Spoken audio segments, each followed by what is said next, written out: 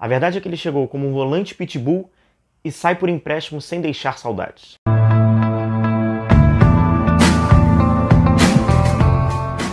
Fala pessoal, tudo bem? Sejam bem-vindos, eu sou o William Godoy.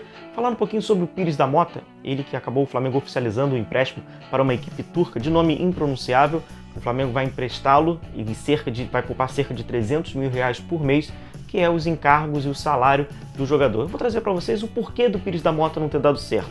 Agora, se você busca uma resposta menosprezando, ridicularizando o jogador, chamando de perna de pau, de pereba, não é muito bem o vídeo que você procura. Eu vou tentar trazer algumas opiniões pontuais com algumas questões táticas, não apenas do Pires da Mota, mas também de jogadores com similaridades, individualidades parecidas que jogam na mesma função, o primeiro volante. Eu só peço antes para você deixar o seu like no vídeo e se inscrever no canal para você que não é inscrito.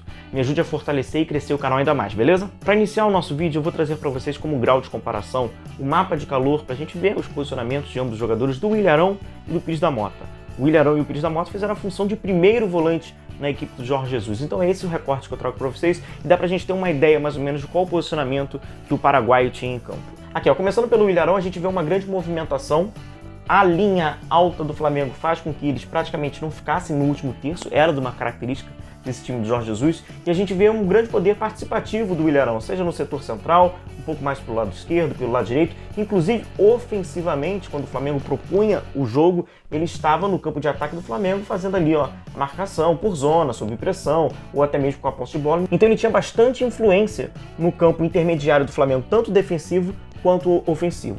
Diferente do Pires da Mota. Quando a gente observa o mapa de calor do Pires da Mota, aqui a gente pode imaginar ele posicionado na frente da última linha dos defensores do Flamengo e também um pouco mais à frente, próximo ao círculo central, mas é evidente que é muito menos manchas vermelhas, muito menos manchas onde ele tinha mais participação quando a gente compara com o Ilharão, mas ambos fizeram a mesma função, na mesma posição, que era primeiro volante. É evidente que o futebol tem passado por transformações, de uma certa forma o futebol está tentando resgatar alguns conceitos que já foram utilizados e até aprimorar, evoluir alguns outros. E hoje, pela compactação, por falta de espaço que se tem dentro de campo, é fundamental todos os jogadores participarem nas fases defensivas e nas fases ofensivas. E o volante, ele tem hoje uma incumbência na organização ofensiva que é muito importante, assim como ele já tinha anteriormente na fase defensiva. Mudou, em aspas, a forma de se marcar, a forma de se posicionar, e na organização ofensiva ele tem responsabilidades e também tem incumbências. Aqui eu vou trazer algumas ilustrações para a gente compreender e entender melhor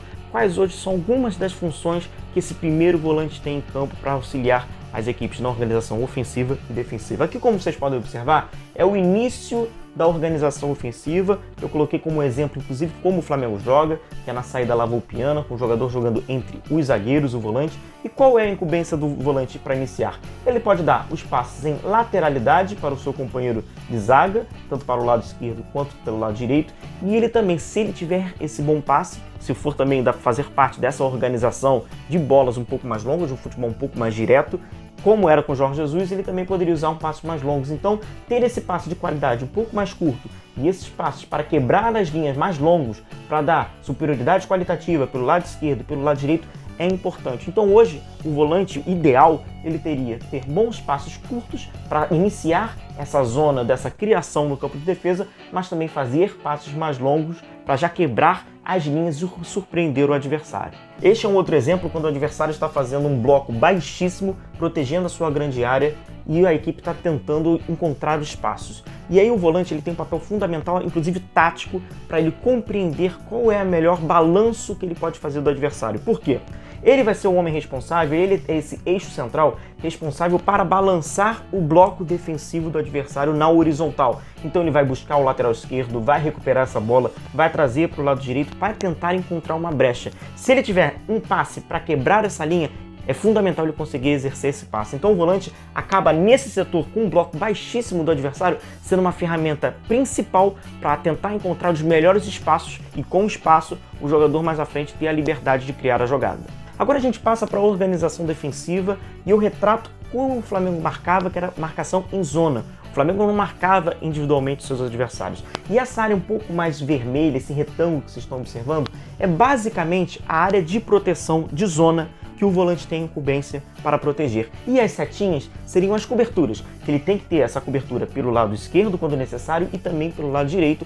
Quando a equipe vai atacando pelo lado esquerdo nas costas do seu lateral, é importante ele ter essa percepção e essa movimentação rápida. A partir do momento que a equipe faz um bloco mais baixo, ele tem que proteger as linhas de passe, marcar por zona e não ficar perseguindo, sendo um caçador, marcando individualmente, mas ele traz um pouquinho como era antigamente o futebol, onde o volante marcava, grudava no jogador e ficava como um carrapato. Hoje, esse jogador ele acaba sendo ludibriado facilmente com troca de posições muito rápidas do adversário ou troca de passe. Este é um outro período também na organização defensiva, mas quando a equipe impõe uma marcação alta, ativa e tenta forçar o adversário ao erro.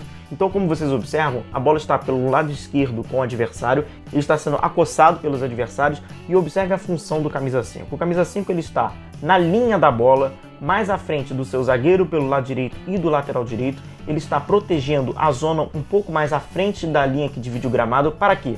Se o camisa 6 da equipe adversária forçar essa bola porque ele está sendo acossado, marcação supressão, então possivelmente ele vai dar um chutão buscando o camisa 9, este camisa 3, que é o zagueiro, ele vai dar de cabeça para ele. Então ele já vai receber a segunda bola. Quando ele recebe a segunda bola, é de extrema importância e percepção com que ele já tenha os passes para aproveitar o período de saída do adversário. Então quando o adversário perde essa bola e vai tentar brigar pela segunda, ele recebe essa bola e ao mesmo tempo ele já tenta ligar rapidamente, seja pelo lado esquerdo, pelo corredor central ou até mesmo pelo lado direito. Então ele ter essa percepção e o posicionamento onde estão os seus companheiros de ataque no último terço é fundamental para ele dar um passe um pouco mais rápido. Trago como exemplo um jogador que, na minha opinião, ele faz isso muito bem, é o Casemiro. Ele consegue ter essa percepção de já receber a bola e já quebra as linhas de um passe num período que o adversário está tentando sair lá de trás. Quando o adversário está se organizando para atacar, ele com esse espaço ele faz, em aspas, um contra-ataque numa transição muito rápida. Então estes são alguns desses conceitos na organização ofensiva e defensiva que hoje tem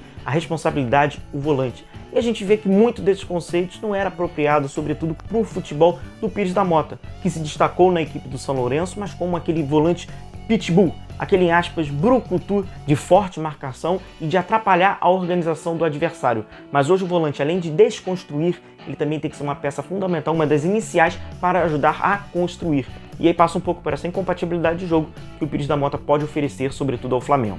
Em equipes como o Flamengo, que tentam propor o jogo, que tentam ser a protagonista da partida, precisa que a maioria dos seus jogadores, sobretudo o volante, que também faz parte desse complemento na organização ofensiva, saiba jogar, saiba quebrar as linhas, saiba criar opções com um bom passe. Um jogador apenas marcador, ele acaba abreviando as possibilidades do time de atacar ainda mais o adversário, como passa um pouco pelo Pires da Mota. Então, o Pires da Mota ele não deu certo, ele não estava dando certo, inclusive não estava sendo utilizado. Dificilmente, se ele continuasse no Flamengo, daria certo.